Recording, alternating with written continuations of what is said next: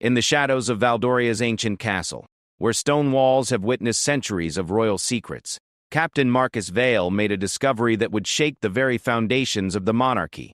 What began as a routine security inspection in the forgotten vaults beneath the royal quarters revealed a collection of letters that had been hidden for over 2 decades. These weren't ordinary correspondences. They were intimate exchanges between the late Queen Isabella and someone whose identity could destroy the current royal family forever. As Marcus held the yellowed papers in his trembling hands, the weight of their contents pressed down upon him like the castle's massive stones above. Each letter revealed a truth so devastating that it could topple King Edmund's reign and plunge the kingdom into chaos. But the most shocking revelation wasn't what the letters contained.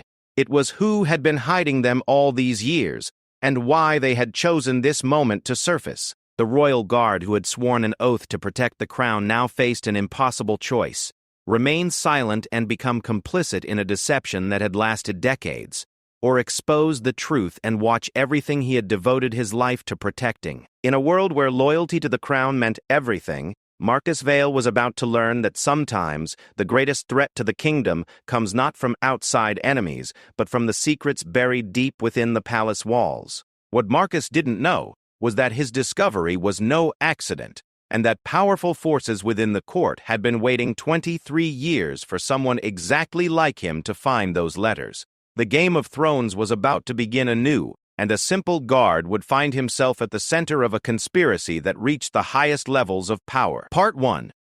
Captain Marcus Vale had served the Royal Guard of Valdoria for 15 years, and in all that time he had never questioned an order.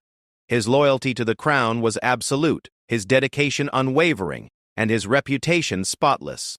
At 37, he was the youngest captain in the Guard's history, a position earned through countless hours of training, studying, and proving himself worthy of protecting the royal family. The scar that ran from his left temple to his jaw served as a permanent reminder of the attempt on Prince Adrian's life 3 years ago, an attempt that Marcus had personally thwarted, taking a blade meant for the heir to the throne. The morning that would change everything began like any other. The autumn mist clung to the towers of Castle Valdoria as Marcus conducted his weekly security inspection. These inspections were thorough affairs, covering every inch of the royal quarters, from the grand ballrooms where state dinners were held to the forgotten storage rooms that hadn't seen daylight in decades. It was meticulous work, the kind that separated the royal guard from ordinary soldiers. Every hidden passage, every secret door, every conceivable entry point had to be checked and verified secure. Queen Evangeline had requested increased security measures following recent political tensions with the neighboring kingdom of Astoria. Trade disputes had escalated into military posturing, and intelligence reports suggested that Astorian spies might already be operating within Valdoria's borders. The Queen, now in her 20th year of marriage to King Edmund, had developed a reputation for being cautious, some said paranoid, about threats to her family's safety. Her concerns weren't unfounded. The royal family had survived 2 assassination attempts during her reign, and the memory of Queen Isabella's mysterious death 23 years ago still haunted the halls of the castle. Marcus descended into the lower levels of the castle, areas that most people, including many guards, rarely visited. The stone corridors here were older, part of the original fortress that had been built 4 centuries ago. The air was thick with the scent of age and dampness, and his footsteps echoed in the narrow passages. Emergency lighting had been installed decades ago, but the bulbs cast eerie shadows that danced across the ancient walls. He was checking the locks on a series of storage vaults when he noticed something unusual. Vault 7, according to his records, should have been sealed since the renovation project 15 years ago. Yet the heavy iron door showed signs of recent use. The hinges, which should have been rusted solid after years of neglect, moved smoothly when he tested them. Someone had been maintaining this vault, oiling the mechanisms, ensuring easy access. Marcus consulted his inspection checklist. Vault 7 was listed as containing historical documents and artifacts, classified storage. The classification level required authorization from either the king or queen to access. Yet there was no record in his files of any recent authorized visits. His training kicked in immediately. Unauthorized access to classified storage was a serious security breach, one that could indicate espionage, theft, or worse. He radioed for backup, following protocol. but the thick stone walls interfered with the signal. The communication came through garbled and unclear. Marcus made a decision that he would later question 1,000 times. He decided to investigate alone, planning to secure the area and call for a full investigation team once he determined the scope of the potential breach. The vault door opened with surprising ease. Inside, the space was larger than he had expected, with stone shelves lining the walls and several wooden crates stored in the center. But what caught his attention immediately was the modern lighting system that had been installed. Clearly within the last few years, someone had gone to considerable expense to make this forgotten vault accessible and functional. Marcus began a systematic search, documenting everything with his camera. Most of the shelves contained exactly what he would expect: old royal portraits, ceremonial items that were no longer used, historical documents in protective cases. But in the far corner, behind a collection of royal standards from previous reigns, he found something that didn't belong. A small wooden chest, no larger than a jewelry box, sat alone on a shelf that had been cleared specifically for it. Unlike everything else in the vault, this chest was new, modern, and showed signs of frequent handling. The wood was polished to a fine sheen, and the brass hinges gleamed in the artificial light. There was no dust on it, no signs of age. Someone had been visiting this chest regularly. Marcus knew he should stop, call for his superiors, follow the chain of command. But the chest was unlocked, and the lid lifted easily under his touch. Inside, wrapped in silk cloth that still carried the faint scent of lavender, were dozens of letters tied with blue ribbon. The handwriting on the top letter was feminine, elegant, and achingly familiar. Marcus had seen it countless times on official documents, royal proclamations, and personal notes. It was Queen Isabella's distinctive script, the same hand that had signed his original appointment to the Royal Guard 16 years ago, just months before her death. But these letters weren't official correspondence. They were personal, intimate, filled with emotions that no royal document should contain. As Marcus read the first few lines, his hands began to tremble. These were love letters, passionate declarations of affection and longing, but they weren't addressed to King Edmund. They were written to someone named My Dearest Christopher, someone who had clearly held Isabella's heart in ways that her royal marriage never had. The implications hit Marcus like a physical blow. If these letters were genuine, and the handwriting analysis he had been trained in suggested they were, then Queen Isabella had been involved in an extramarital affair.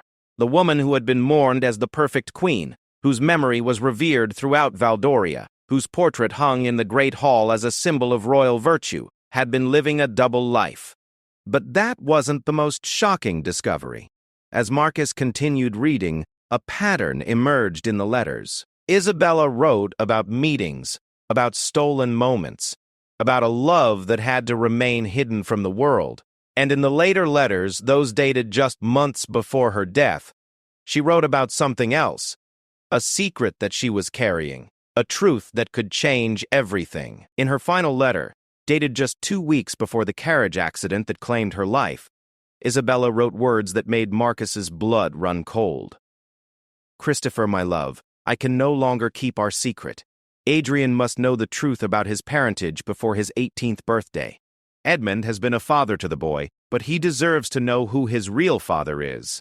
I plan to tell them both after the Harvest Festival. Whatever happens, know that our love created something beautiful even if the world can never acknowledge it.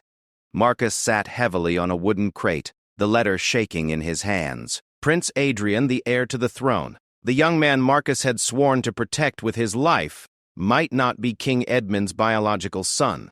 If this was true, Adrian's claim to the throne was illegitimate. The entire succession was built on a lie. But as shocking as this revelation was, an even more disturbing question arose. These letters had been hidden here for over 2 decades. Someone had been keeping them secret, protecting them, preserving them. Who had access to these vaults? Who would have the authority to maintain them without raising suspicions? Who would have a reason to hide Queen Isabella's secret? Marcus began searching the vault more systematically, looking for any clue about who had been using this space. Behind the wooden crates, he found a small table and chair, clearly set up as a reading area. On the table was a leather journal, filled with entries in a different handwriting. The entries were dated from the previous month, and as Marcus read, He realized he was looking at someone's private thoughts about the letters, their struggle with the knowledge they contained. The journal belonged to Queen Evangeline. Entry after entry revealed a woman tormented by the discovery of her predecessor's secret. Evangeline had found the letters 2 months ago, hidden in Isabella's private chambers during a renovation project. She had moved them to this vault to keep them safe, while she decided what to do with the knowledge. The journal revealed her internal battle between protecting the throne she had helped strengthen for 20 years and revealing a truth that could destroy everything she had worked to build. Marcus realized that Queen Evangeline had been carrying this terrible burden alone, visiting this vault regularly to reread the letters and struggle with their implications. Her recent requests for increased security, her growing paranoia about threats to the family, it all made sense now. She wasn't worried about external enemies. She was terrified that someone else would discover what she had found. As Marcus read deeper into the journal, he discovered that Queen Evangeline had been conducting her own investigation. She had been trying to identify Christopher, the mysterious lover mentioned in the letters. Her research had led her to several possibilities, but one name appeared repeatedly in her notes: Sir Christopher Blackwood, former head of the Royal Guard, who had died in the same carriage accident that killed Queen Isabella. The pieces were falling into place in a way that made Marcus feel sick. Queen Isabella and Sir Christopher had been lovers. Prince Adrian was likely Christopher's son, not King Edmund's. Both lovers had died in the same accident just weeks before Isabella planned to reveal the truth. Someone had discovered their affair and their plans and had taken steps to silence them permanently. But Queen Evangeline's investigation had uncovered something even more disturbing.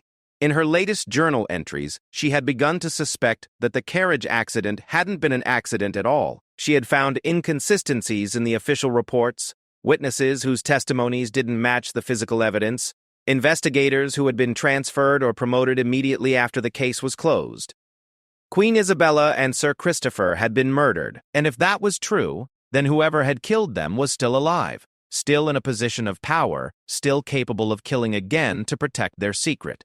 Queen Evangeline's journal revealed her growing fear that her investigation had been noticed, that the same forces that had eliminated Isabella and Christopher might now be turning their attention to her. Marcus felt the weight of centuries pressing down on him in that ancient vault. He was holding evidence of adultery, illegitimate succession, and possibly murder.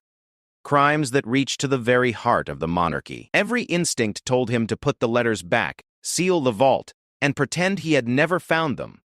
He was a simple guard, not equipped to handle revelations that could topple kingdoms, but his oath was to protect the royal family, and he was beginning to understand that the greatest threat to them might not come from foreign enemies or political rivals.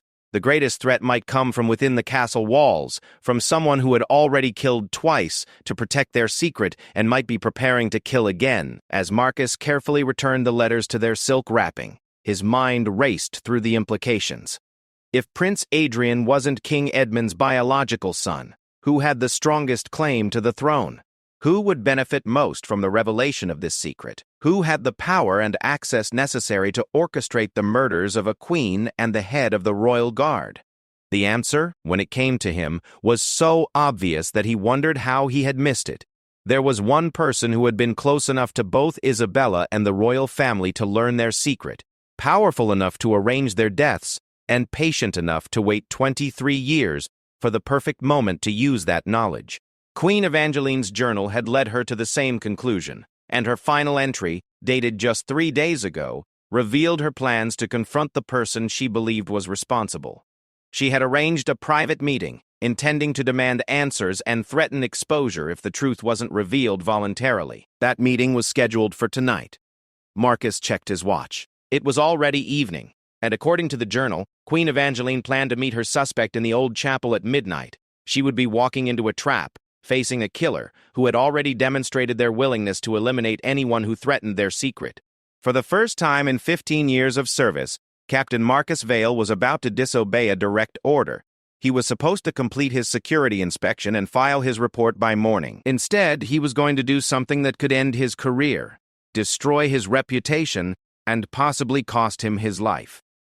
He was going to save the Queen. Part 2. The hours between Marcus's discovery and midnight passed like a nightmare. He had returned to his quarters in the guards' barracks, his mind racing with possibilities and plans. Every option seemed to lead to disaster. If he approached Queen Evangeline directly, he would have to explain how he had discovered her secret investigation, potentially exposing himself to charges of unauthorized access to classified materials. If he alerted King Edmund, he risked revealing the truth about Prince Adrian's parentage before understanding the full scope of the conspiracy. But doing nothing was not an option. Queen Evangeline was walking into mortal danger, and Marcus's oath demanded that he protect her, even if it meant risking everything he had worked to achieve. He spent the evening gathering what intelligence he could without raising suspicions. A careful review of the duty rosters revealed that the old chapel would be largely unguarded during the midnight hour. The regular patrol routes had been mysteriously adjusted for the past week, creating a window of time when the ancient stone building would be isolated and unwatched. Someone with access to the guard schedules had been planning this meeting carefully. Marcus also discovered something that chilled him to the bone.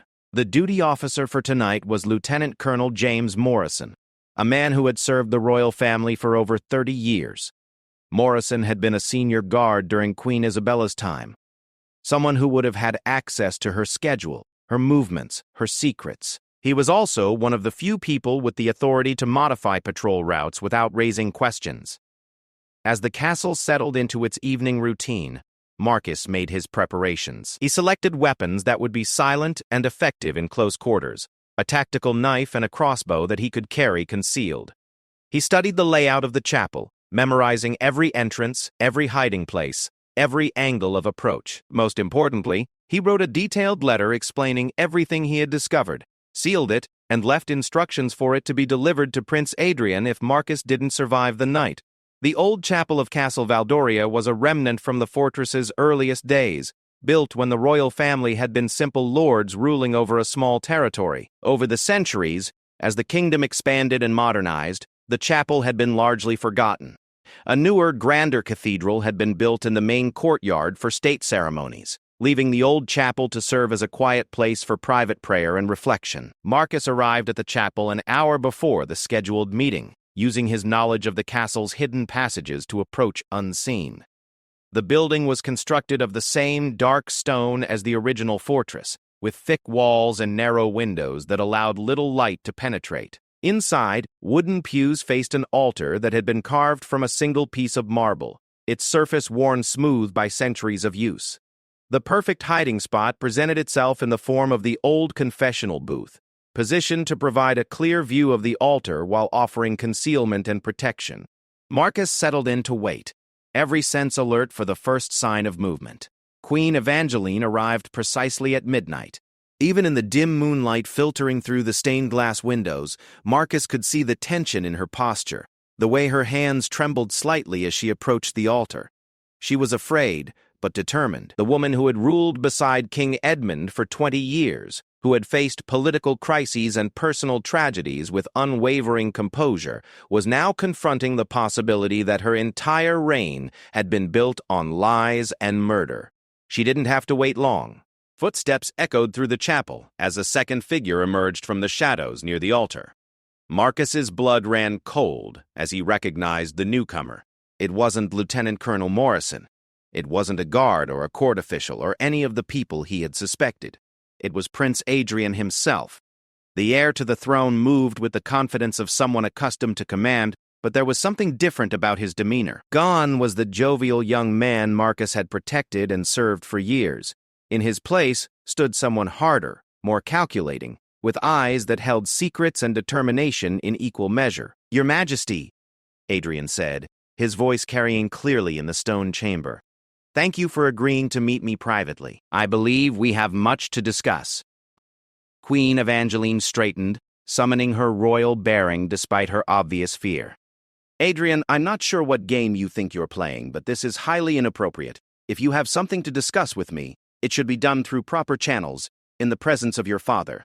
"My father." Adrian's laugh was bitter. "Yes.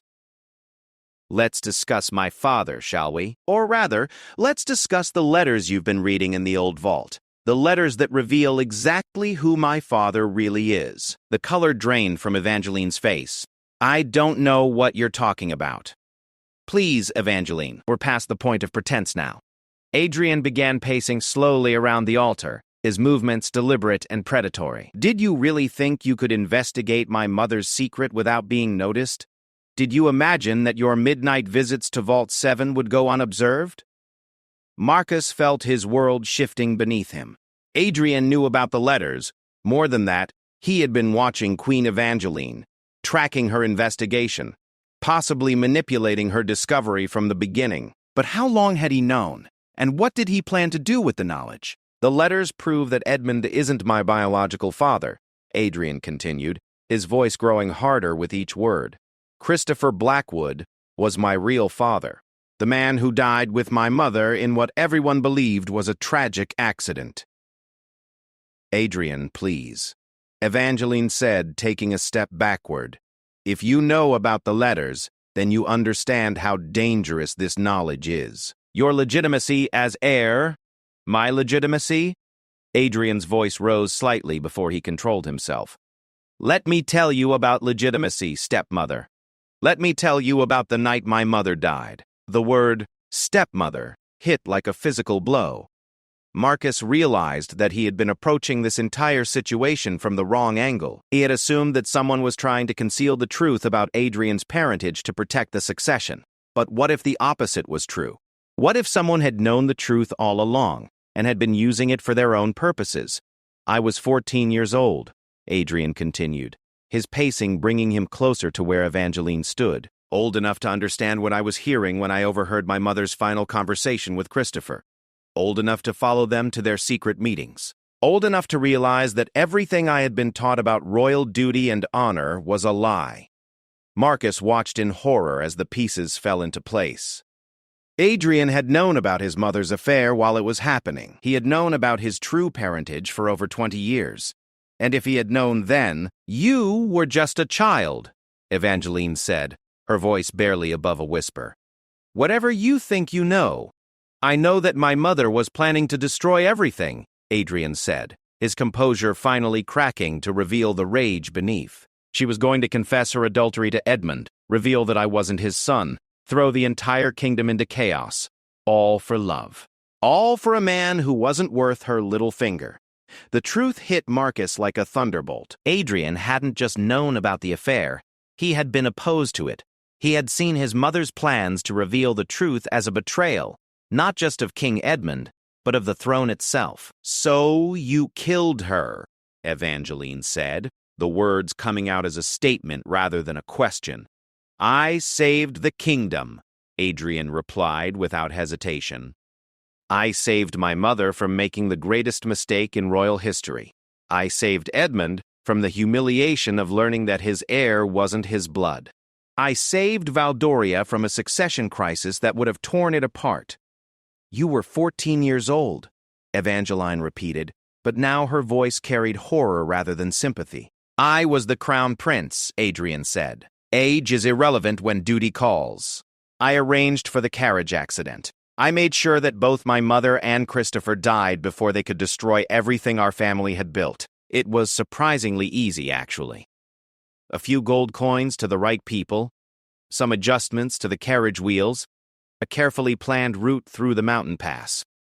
Marcus felt sick. He was listening to a confession of double murder, committed by a teenage prince who had been willing to kill his own mother to preserve what he saw as his rightful inheritance. But you made a mistake, Evangeline said, finding her voice again. You didn't find all the letters. Isabella had hidden them too well.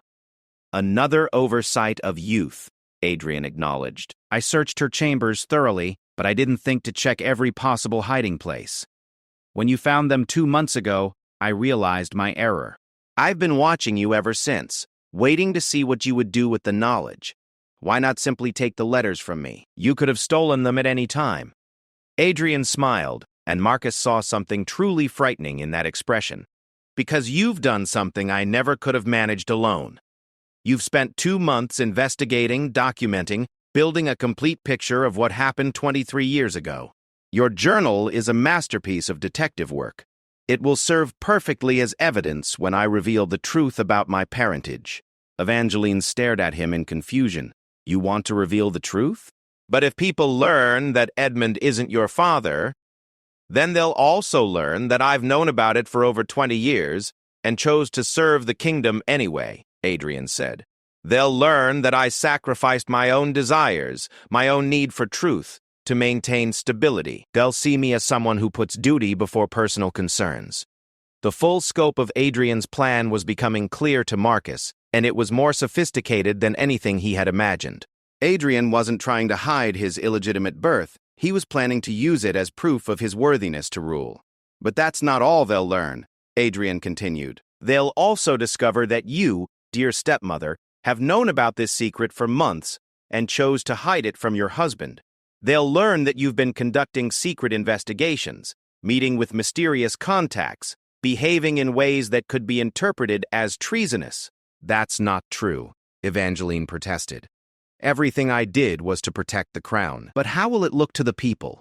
How will it look to Edmund when he learns that his wife has been keeping devastating secrets from him? How will it look when they discover that you arranged this midnight meeting, clearly planning something that required secrecy and deception? Marcus realized with growing horror that this had been a trap from the beginning. Adrian had been manipulating Queen Evangeline's investigation, guiding her toward this moment, this place, this confrontation. But why? What did he gain from destroying his stepmother's reputation? The answer came with Adrian's next words. When your body is found here tomorrow morning, the story will be clear. The guilt of keeping such a terrible secret drove you to take your own life in the place where my mother used to pray. Your journal will be found, documenting your anguish over the discovery, your inability to decide what to do with the knowledge. The kingdom will mourn a queen who was driven to desperation by an impossible choice. You're going to kill me, Evangeline said, her voice surprisingly steady. I'm going to free you from an unbearable burden, Adrian replied. And in doing so, I'm going to complete the transformation that began 20 years ago. When the truth about my parentage comes out, as it inevitably will once your suicide draws attention to the hidden letters, I won't be seen as an illegitimate heir trying to maintain a fraud. I'll be seen as a noble prince who protected his father from a devastating truth, even at great personal cost. Marcus understood now why Adrian had waited so long to act. He needed Queen Evangeline to make the discoveries herself, to document them in her own words, to create evidence that would support his version of events. Her investigation had provided him with everything he needed to rewrite history in his favor. The people will see me as someone who inherited the best qualities of both my parents, Adrian continued. Isabella's passion for truth and Christopher's dedication to duty. They'll see someone who was willing to sacrifice personal happiness for the good of the kingdom, and they'll see someone who was betrayed by a stepmother who couldn't handle the responsibility of royal secrets. Edmund will never believe that I killed myself, Evangeline said desperately. Edmund will be devastated by grief and guilt, Adrian replied. He'll blame himself for not noticing your distress, for not providing the support you needed. In his anguish, he'll turn to the one person who has been constant in his life, his son. Our relationship will grow stronger than ever, built on shared tragedy and mutual support. Marcus could see Adrian's plan in all its ruthless clarity. By killing Queen Evangeline and framing it as suicide, Adrian would eliminate the one person who knew about his mother's murder, while simultaneously positioning himself as the victim of circumstances beyond his control. He would emerge from the scandal stronger than before, with his claim to the throne not just intact, but enhanced by his apparent nobility and sacrifice. But there was one element of Adrian's plan that he hadn't accounted for. He didn't know that Captain Marcus Vale had discovered the letters hours before this confrontation. He didn't know that someone else was aware of the truth, someone who had been trained to protect the royal family from all threats, even threats that came from within the family itself. As Adrian moved closer to Queen Evangeline, reaching into his jacket for what Marcus assumed was a weapon, the captain made his decision. His oath was to protect the crown, but the crown wasn't just a piece of metal or a political institution. It was the idea that some things were worth defending, some principles worth dying for. Marcus emerged from the confessional with his crossbow raised. "Step away from the Queen, Your Highness," he said quietly. Adrian froze, his hand still inside his jacket. Captain Vale, how unfortunate. I was hoping to handle this without additional complications. The only complication here is going to be explaining to King Edmund why his son is a murderer, Marcus replied, keeping his weapon trained on Adrian's chest. You've been listening to our conversation, Adrian said. Then you understand the situation. You understand what's at stake for the kingdom. I understand that you killed your mother and an innocent man 23 years ago. I understand that you're planning to kill Queen Evangeline tonight. And I understand that my duty is to stop you. Adrian's laugh was genuinely amused. Your duty, Captain? Your duty is to protect the Crown Prince. I am the Crown Prince. Shooting me would be the highest form of treason. You forfeited any claim to protection when you became a threat to the innocent, Marcus said. Step away from the Queen. And then what? Adrian asked. You arrest me? Put me on trial? Expose everything we've discussed tonight? Do you really want to be responsible for the chaos that would follow? Marcus felt the weight of Adrian's words. Exposing the truth would indeed plunge the kingdom into crisis. The revelation that the Crown Prince was illegitimate and a murderer would shake the monarchy to its foundations. It might even lead to civil war as various factions fought over the succession. But the alternative, allowing Adrian to continue his murderous path to the throne, was unthinkable. The kingdom will survive the truth, Marcus said. It won't survive a king who rules through murder, won't it? Adrian asked. History is full of kings who did terrible things to gain power and then ruled wisely and well. The people don't need to know about the methods, Captain. They only need to benefit from the results. Queen Evangeline is going to walk out of this chapel alive, Marcus said firmly. That's not negotiable. Adrian sighed as if disappointed by Marcus's lack of understanding. Very well, Captain. If you insist on interfering, then you've chosen your side in this conflict. But consider this. You're pointing a weapon at the future king of Valdoria based on an overheard conversation. Will your word be believed against mine? Will anyone credit the testimony of a guard who admits to unauthorized access to classified royal documents? Even as Adrian spoke, Marcus could hear the sound of approaching footsteps. Multiple sets of boots on stone, moving with military precision. Adrian had planned for this possibility. He had backup coming, probably guards loyal to him personally, ready to ensure that any witnesses to tonight's events were permanently silenced. It doesn't matter whether anyone believes me, Marcus said. What matters is stopping you here and now. Then you'd better be very sure of your aim, Captain, Adrian said, his hand moving slightly within his jacket. Because you'll only get one shot. The chapel filled with tension as the two men faced each other across centuries of history and tradition. In that moment, the entire future of the kingdom balanced on the edge of a crossbow bolt, and the conscience of a loyal guard who had discovered that sometimes protecting the crown meant destroying the prince. Part 3. The standoff in the chapel stretched for what felt like an eternity, though Marcus knew it could only have been seconds. The approaching footsteps grew louder, echoing off the ancient stone walls like a countdown to disaster. Queen Evangeline stood frozen between the two men, her face pale in the moonlight, filtering through the stained glass windows. Every instinct Marcus had developed over 15 years of service told him that Adrian was about to make his move. When it came, it happened with the lightning speed of someone who had been planning for exactly this scenario.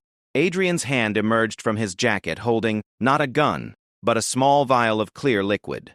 In the same motion, he lunged toward Queen Evangeline, clearly intending to force the poison down her throat before Marcus could react. Marcus had a split second to make a decision that would haunt him forever. Shoot to kill and guarantee that Adrian couldn't harm the queen, or try for a disabling shot and risk missing entirely. His training made the choice for him. He aimed for Adrian's shoulder, hoping to spin him away from Evangeline and disable his weapon arm without killing the heir to the throne. The crossbow bolt found its mark, but not as cleanly as Marcus had hoped. Adrian's sudden movement meant that the bolt caught him in the upper chest instead of the shoulder, spinning him around and sending the vial flying across the chapel floor to shatter against the altar steps. The prince staggered but didn't fall, his face contorting with pain and rage. "You've just committed treason against the crown," Adrian gasped. One hand pressed against his bleeding chest, while the other reached for something else hidden in his jacket. Queen Evangeline seized the moment of chaos to run toward the chapel's main entrance, but the sound of boots on stone was now directly outside the doors. They burst open to reveal 4 guards in the uniform of the Royal Protective Service, the elite unit responsible for the immediate safety of the royal family. Marcus recognized them all, men he had served with, trained with, trusted with his life on multiple occasions. Captain Vale. The lead guard, Sergeant William Chen, called out in alarm as he took in the scene before him. "What's happening here?" "We received reports of an attack on the prince." Marcus realized with sinking certainty that Adrian had indeed planned for every contingency. These men had been positioned nearby, ready to respond to his call, ready to believe whatever story he chose to tell them about the night's events. "Sergeant Chen," Adrian said, his voice strained but authoritative despite his wound. "Captain Vale has just attempted to assassinate me. He's been working with Queen Evangeline in some kind of conspiracy against the crown. I want him arrested immediately." The guards hesitated, their training warring with their loyalty to Marcus and their shock at seeing the prince wounded. William Chen had served under Marcus for 3 years and knew him as a man of unquestionable integrity, but the evidence before their eyes was damning. Marcus standing over the wounded prince with a crossbow, Queen Evangeline fleeing toward the exits, the shattered remains of what could have been a poison vial on the chapel floor. "Captain," Chen said carefully, "I'm going to need you to lower your weapon and explain what's happening here." Marcus faced an impossible choice. He could try to explain the truth, that Adrian was a murderer who had just attempted to poison the queen. But who would believe such an incredible story? He had no proof except for letters hidden in a vault and a journal that Adrian could easily claim had been fabricated. His word against the princes would be no contest, especially with Marcus caught red-handed in an apparent assassination attempt. "Sergeant, listen to me very carefully," Marcus said, keeping his crossbow trained on Adrian. "Prince Adrian just confessed to murdering Queen Isabella and Sir Christopher 23 years ago. He was attempting to kill Queen Evangeline tonight to cover up his crimes. The vial he was carrying contained poison." The guards exchanged uncertain glances. Chen stepped forward cautiously, his own weapon drawn but not yet aimed at anyone. "Captain, that's a very serious accusation," he said. "I'm going to need you to put down your weapon so we can sort this out properly." "William," Marcus said, using the sergeant's first name to emphasize their personal relationship. "You've known me for 3 years. Have I ever lied to you? Have I ever done anything that wasn't in service to the crown and the people of Valdoria?" "No, sir," Chen admitted. "But this situation is exactly what it appears to be," Adrian interrupted, his voice growing stronger despite his wound. "Captain Vale has been compromised somehow. Perhaps he's been blackmailed, perhaps bribed, but he's clearly lost his mind if he thinks anyone will believe such fantasies about the royal family." "Check the vial," Marcus said urgently. "Have it analyzed. It will show poison. Or it could show medicine," Adrian countered smoothly. "I've been suffering from severe headaches lately, stress from my royal duties. I was carrying headache medication when the captain attacked me." Marcus saw his credibility crumbling with every word Adrian spoke. The prince was a master manipulator, turning each piece of evidence to support his version of events. Even the letters hidden in the vault could be explained away as forgeries planted by conspirators. Queen Evangeline, who had been silent during this exchange, suddenly spoke up. "The journal," she said, her voice cutting through the tension.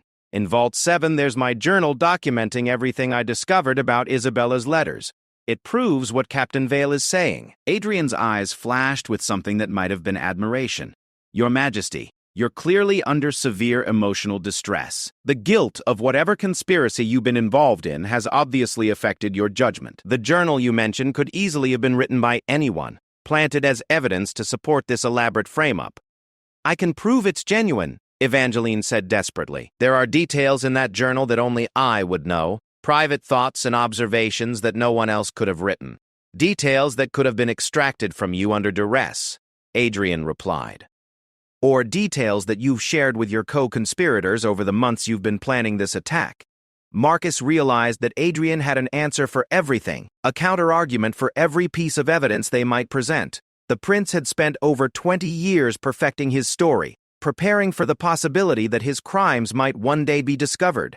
He had planned not just how to commit murder, but how to survive exposure if it ever came. The sound of more footsteps approaching made everyone turn toward the chapel's side entrance. King Edmund himself appeared in the doorway, flanked by his personal guards and looking every one of his 63 years. His face was etched with confusion and fear as he took in the scene before him. His wounded son, his wife standing apart from the group, his most trusted guard holding a weapon. "What in God's name is happening here?" the king demanded. Adrian immediately seized the initiative, playing his role as the injured victim with consummate skill. "Father, thank God you're here. Captain Vale and Queen Evangeline have been plotting against the crown. They lured me here tonight under false pretenses and then attempted to murder me." King Edmund's face went white. "Evangeline, is this true?" Queen Evangeline looked at her husband of 20 years, the man she had loved and served faithfully, the king she had helped rule with wisdom and compassion. Marcus could see the moment when she realized that trying to explain the truth would sound like the ravings of a madwoman. The story was too complex, too filled with ancient secrets and hidden murders, too incredible for anyone to accept without extensive investigation.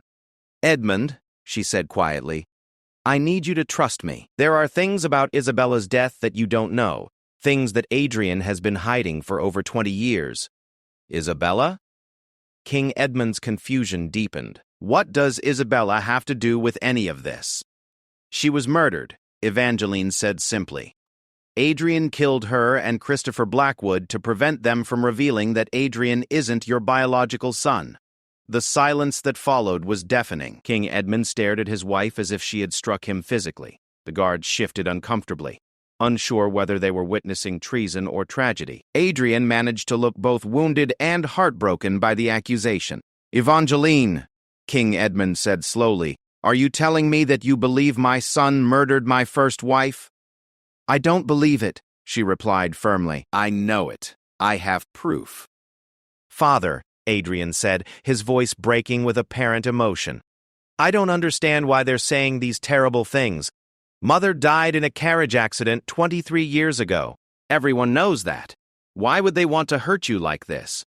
King Edmund turned to Marcus, his expression a mixture of confusion and growing anger. "Captain Vale, you've served this family faithfully for 15 years. I need you to tell me the truth. What is your role in this madness?" Marcus realized that this was his moment, perhaps his only chance to convince the king of the truth before Adrian's version of events became the official story.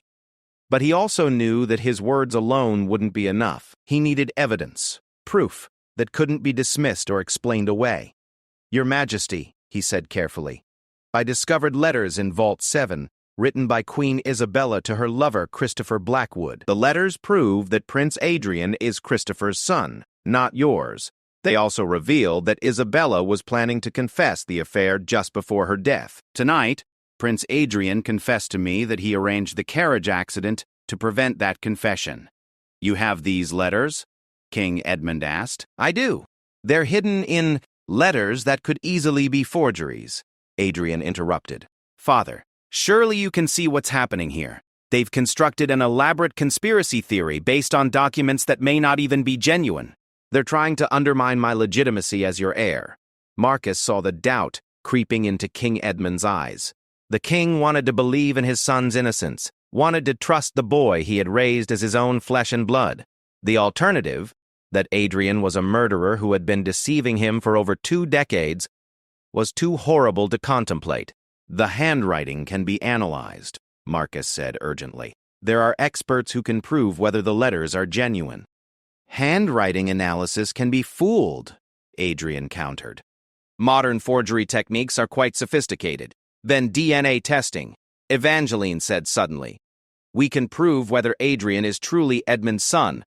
King Edmund flinched as if slapped. "You want me to submit my son to DNA testing based on accusations made by people who were just caught in an apparent assassination attempt?" Marcus realized that they were losing the battle for King Edmund's belief. Adrian had positioned himself perfectly, the innocent victim of a complex conspiracy, wounded while trying to protect the crown from treacherous forces. Every piece of evidence could be dismissed as fabrication. Every accusation could be turned back on the accusers. But there was one element of the situation that Adrian couldn't control or explain away. Marcus made a desperate decision that would either vindicate his actions or seal his fate forever. "Your Majesty," he said, addressing King Edmund directly, "I'm going to ask you to do something that may seem strange, but I believe it will reveal the truth about tonight's events." "What?" the king asked warily. "Ask your son about the details of Queen Isabella's death. Ask him to describe exactly what he was doing on the day she died, where he was when he learned of the accident, how he reacted to the news. Ask him about the investigation that followed, about the witnesses who were questioned, about the evidence that was gathered." Adrian's face remained composed, but Marcus caught a flicker of something in his eyes. Uncertainty, perhaps, or calculation. "I don't understand what that would prove," Adrian said. "A 14-year-old boy who had just lost his mother would remember certain details very clearly," Marcus explained. "But a 14-year-old boy who had arranged his mother's death would remember different details. He would remember the planning, the coordination, the moment when he knew the plan had succeeded." "This is ridiculous," Adrian protested. "You want to judge my innocence or guilt based on my childhood memories of a traumatic event." But King Edmund was studying his son's face with new attention. Marcus could see the king's analytical mind beginning to work, remembering perhaps that Adrian had always been unusually composed about his mother's death, unusually accepting of what should have been a devastating loss. "Adrian," King Edmund said slowly, "tell me about that day. Tell me exactly what you remember." For the first time since Marcus had known him, Prince Adrian looked uncertain. He had planned for many contingencies, but not for a psychological examination by his own father. The man who had raised him, who knew his mannerisms and reactions better than anyone else, was now looking at him with the eyes of a judge rather than a parent. Adrian began, then stopped. "Father, this is absurd. They're trying to manipulate you into doubting me based on just answer the question," King Edmund said firmly. "If you have nothing to hide, then you have nothing to fear, and by caving the meteor, the two future hung into place, and everything is coming. Everything depended on whether a father could see through 23 years. Everything depended on whether a father could see through 23 years of deception to recognize the truth about his son." Part 4. The ancient chapel fell into a silence so profound that Marcus could hear his own heartbeat echoing in his ears. King Edmund stood motionless, his penetrating gaze fixed on his son's face, waiting for an answer that everyone in the room knew would determine the fate of the kingdom. Adrian's composure, which had remained perfect throughout the confrontation, began to show hairline cracks under his father's scrutiny. "I remember being in my tutor's chambers when the messenger arrived," Adrian began slowly, his voice carefully controlled. "Master Aldwin was teaching me about the economic policies of our neighboring kingdoms when the door burst open. The messenger was out of breath, covered in mud from riding hard through the mountain passes." King Edmund nodded slightly, his expression unreadable. "What did the messenger say, exactly?" "He said," Adrian paused, his eyes moving slightly to the left as if accessing a memory. "He said there had been an accident on the mountain road. A carriage had gone off the cliff during a storm. There were no survivors." "And how did you react?" The king pressed. "I was devastated, naturally. I couldn't believe that mother was gone. I ran from the tutoring chamber to find you, to see if the news was true." Marcus watched King Edmund's face carefully, looking for any sign of recognition or doubt. The king had lived through that day too, had experienced his own version of the tragedy. He would know whether Adrian's account matched the reality of those horrible hours. "Where did you find me?" King Edmund asked. "In the war room," Adrian replied without hesitation.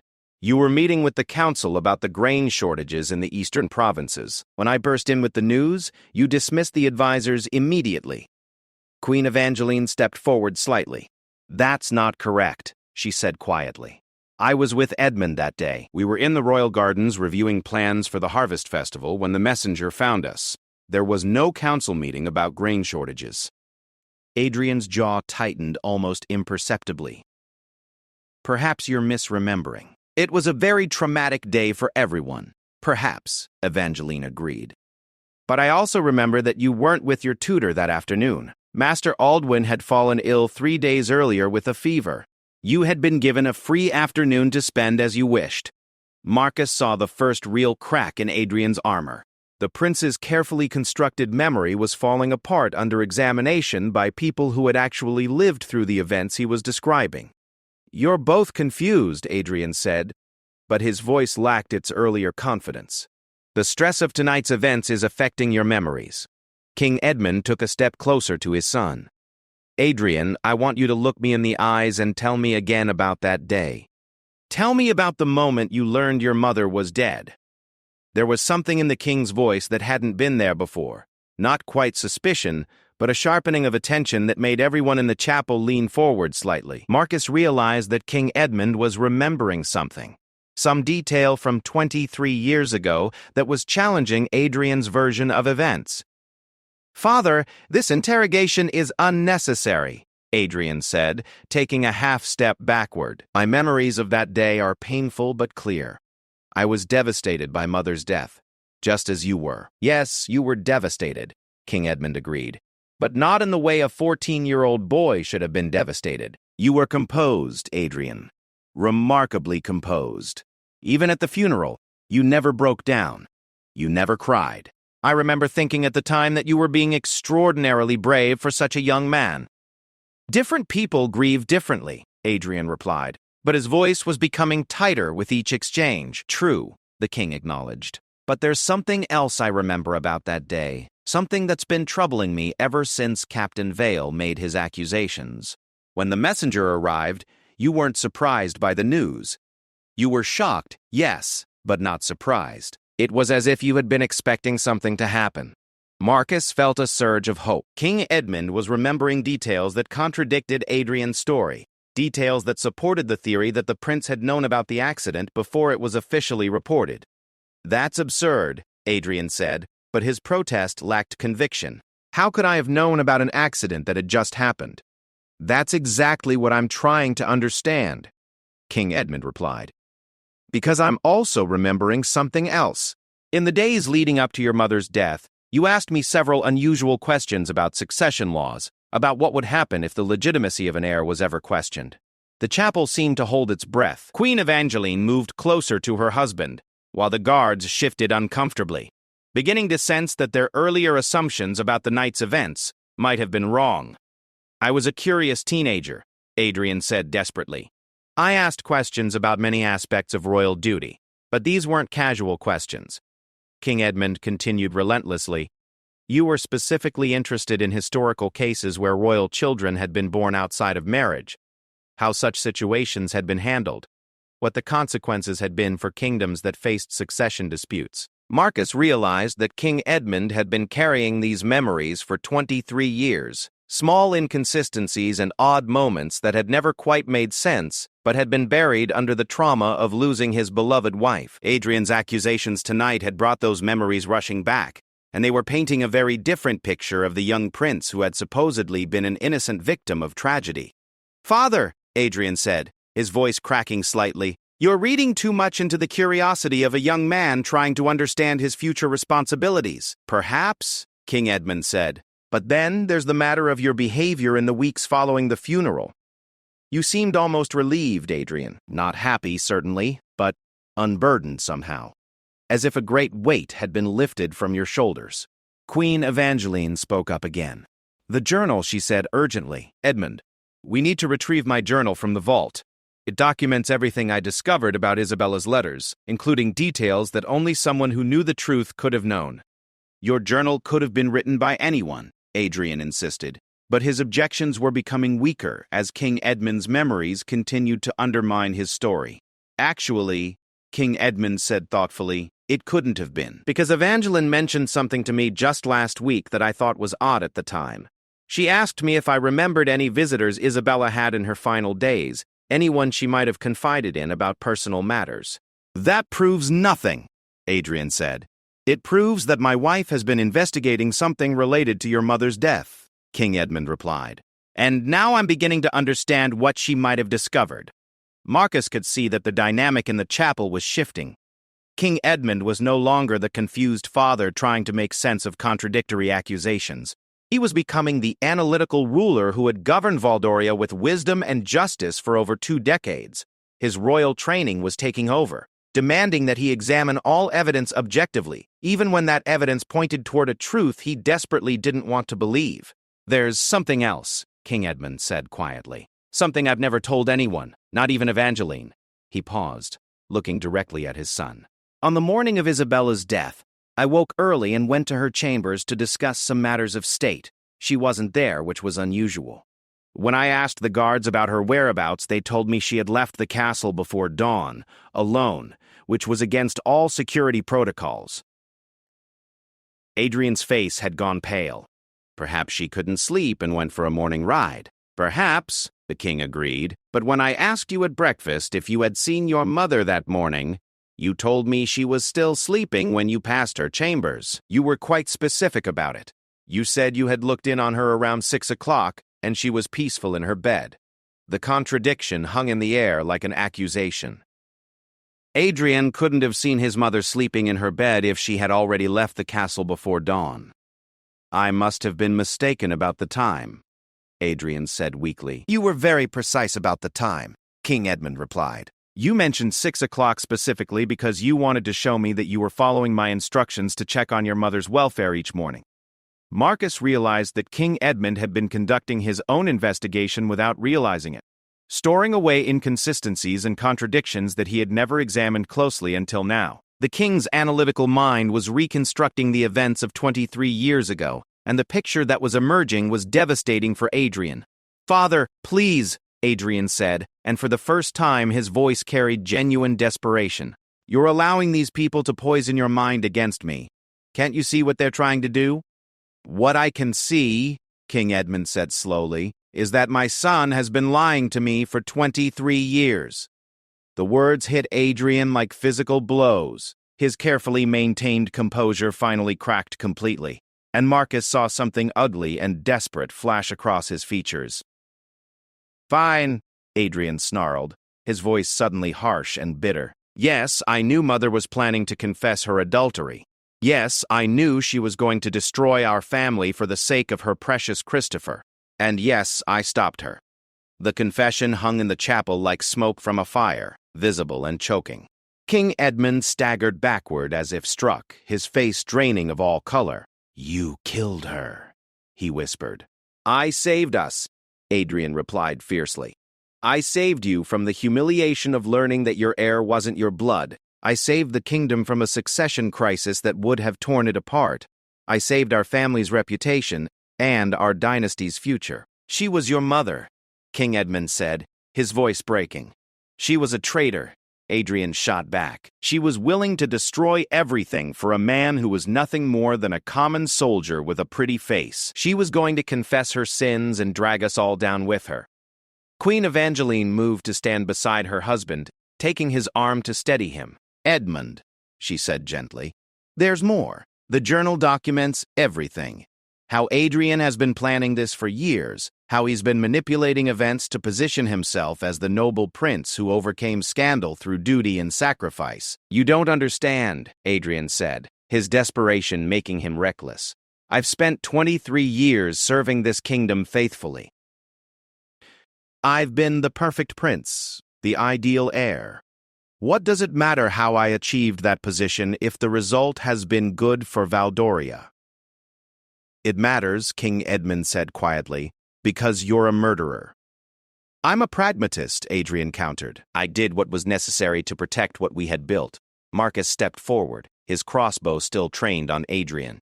"Your Majesty, we need to secure the prince and begin a formal investigation. There will be evidence beyond the letters and the journal financial records, witness testimonies, physical evidence from the original accident scene that was overlooked."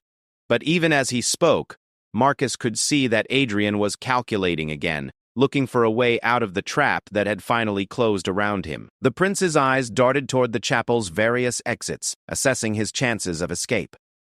"You're right, Captain," King Edmund said heavily. "Adrian, you will submit to arrest and investigation if what you've confessed tonight is true. If..." Adrian laughed bitterly. Father, there is no if.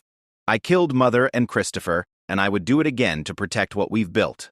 But you need to understand something. I'm not the only one with secrets in this family. King Edmund straightened. What do you mean? Adrian's smile was cold and calculating. Did you really think Mother's affair was a secret she could keep completely? Did you imagine that no one else knew about her relationship with Christopher? There was something in Adrian's tone that suggested he wasn't finished with his revelations. You knew, Queen Evangeline breathed. You knew about Isabella and Christopher all along. I suspected, King Edmund admitted quietly. Isabella had grown distant in the months before her death. She was distracted, secretive. I thought perhaps you thought perhaps she was having an affair, Adrian finished. And you were right. But here's what you didn't know, Father. Christopher Blackwood approached me before they died. He wanted to confess everything, to ask your permission to marry Mother after she divorced you. King Edmund's face went white. That's impossible. Christopher was an honorable man, unfortunately, Adrian continued. He couldn't live with the deception anymore. He told me that he loved Mother, that he wanted to make an honest woman of her, that they were prepared to face whatever consequences their confession might bring. So you killed them both to prevent the confession, Marcus said. I killed them both because Father already knew, Adrian replied, his eyes fixed on King Edmund. Didn't you, Father? You knew about the affair, you knew that Christopher was planning to ask for Mother's hand, and you knew that such a scandal would destroy our dynasty. King Edmund stood frozen, his face a mask of anguish and recognition. You gave me the idea, Adrian said softly. When Christopher came to me, asking for advice about how to approach you honorably, I told him I would arrange a private meeting. I told him to take Mother with him to the mountain road, where you would meet them away from prying eyes at court. No, King Edmund whispered. You were supposed to meet them there, Adrian continued relentlessly. You were supposed to deal with the situation yourself. When you didn't show up, I improvised. I realized that there was a much cleaner solution to our problem. Marcus watched in horror as he realized the full scope of Adrian's manipulation. The prince hadn't just arranged his mother's death, he had used his father's knowledge of the affair to set up the meeting that led to the murders. I never agreed to meet them, King Edmund said desperately. I never would have. But you knew they were going there, Adrian interrupted. You knew they were traveling to the mountain road that day, and you knew why. When the accident was reported, you never questioned it, because you understood that their deaths solved a problem you couldn't face dealing with yourself. The accusation hit King Edmund like a physical blow. Marcus could see the king's world collapsing as he realized that his own knowledge and inaction had contributed to his wife's death. For 23 years, you've ruled this kingdom knowing that your wife died because of her affair, Adrian said. You've built your reign on the foundation of that secret, just as I've built mine on the foundation of my actions. We're both complicit in what happened, Father. The only difference is that I was brave enough to act while you were content to remain willfully blind. Marcus realized that Adrian was making one final play, trying to implicate his father in the conspiracy to avoid facing justice alone. But King Edmund, despite his obvious anguish, was not the broken man that Adrian seemed to expect. You're wrong, the king said quietly, his voice gaining strength. Yes, I suspected Isabella was having an affair. Yes, I was a coward for not confronting the situation directly. But I never wanted her dead. I never would have condoned murder, no matter how convenient it might have been. Wouldn't you? Adrian challenged. Then why didn't you investigate the accident more thoroughly? Why didn't you demand answers when the investigation was concluded so quickly? Why did you accept the official version of events without question? Because I was grieving, King Edmund replied. Because I loved your mother despite her failures, and I didn't want to dishonor her memory by exposing her secrets. Or because you were relieved that your problems had been solved for you, Adrian said. The king looked at his son with an expression of infinite sadness. Perhaps there's some truth to that, he admitted. Perhaps I was a coward, but cowardice is not the same as murder, Adrian. What you did was evil, regardless of your motivations. Adrian's last gambit had failed. He stood alone in the chapel, wounded and exposed, facing the consequences of 23 years of deception. But as Marcus watched the prince's face, he realized that Adrian was not yet finished. There was still something dangerous in his eyes, a desperate calculation that suggested he was preparing for one final action. "If I'm going to be destroyed," Adrian said quietly, "then perhaps it's time for the whole truth to come out. Perhaps the kingdom deserves to know not just about Mother's affair, but about all the secrets this family has been keeping." "What other secrets?" Queen Evangeline asked warily. Adrian smiled, and Marcus felt his blood run cold at the expression.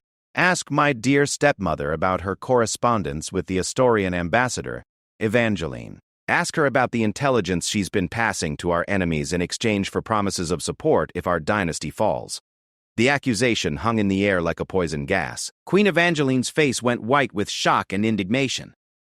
"That's a lie," she said firmly. "Is it?" Adrian asked. "And you won't mind if we examine your private correspondence?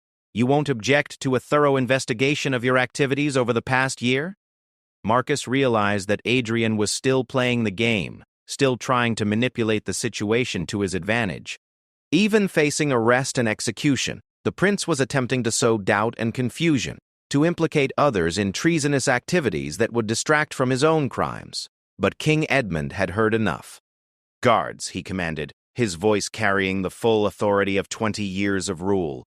"Arrest Prince Adrian on charges of regicide, treason, and conspiracy to commit murder." As the guards moved to restrain him, Adrian made his final play. His hand moved with surprising speed toward the hidden weapon Marcus had suspected he was carrying. But this time, his target wasn't Queen Evangeline. Adrian was going to kill himself rather than face trial and execution. Marcus reacted without thinking, diving forward to tackle the prince before he could complete his final act of manipulation.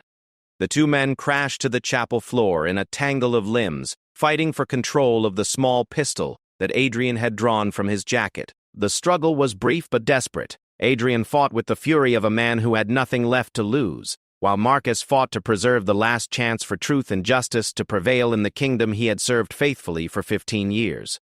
The pistol discharged once, the sound echoing through the chapel like thunder. For a moment, nobody moved, uncertain who had been shot. Then Marcus stood up slowly, the smoking pistol in his hands, and looked down at Prince Adrian's still form on the ancient stone floor. "It's over," he said quietly. King Edmund knelt beside his son, checking for signs of life.